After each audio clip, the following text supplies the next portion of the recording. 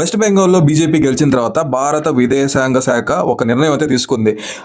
భారత్లో ఉండే అక్రమ వలసదారులు, బంగ్లాదేశీయులు, మిగతా వేరే వేరే ఎవరైతే అక్రమ వలసదారులు ఉన్నారో వాళ్ళందరినీ వెనక్కి పంపించేయాలి. కానీ ఇక్కడ ఏంటంటే ట్విస్ట్, బంగ్లాదేశ్ వాళ్ళని వెనక్కి తీసుకోవట్లేదు. సుమారుగా 2000 కేసులు పెండింగ్లో ఉన్నాయి. వాళ్ళని వెనక్కి తీసుకోమని ఇండియన్ గవర్నమెంట్, వెనక్కి తీసుకోము అని బంగ్లాదేశ్ గవర్నమెంట్. ఈ చర్చలు నడుస్తూ ఉన్నాయి. వీటిలో కొన్ని కేసెస్ అయితే 5 years నుంచి కూడా నడుస్తున్నాయి. కొంతమంది లుచ్చాగాలు అంటుంటారు ఫ్రీ ప్యాలెస్తైన్ అని.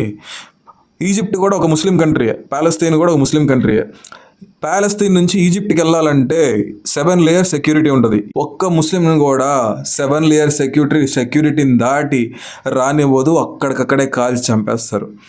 ఇప్పటికైతే ప్రస్తుతానికి భారత విదేశాంగ శాఖ బంగ్లాదేశ్కి చాలా మంచిగా చెప్తుంది. మీ వాళ్ళని మీరు తీసుకెళ్ళిపోండి అని చెప్పి.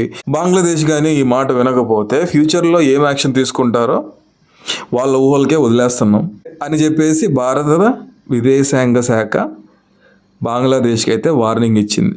జై హింద్.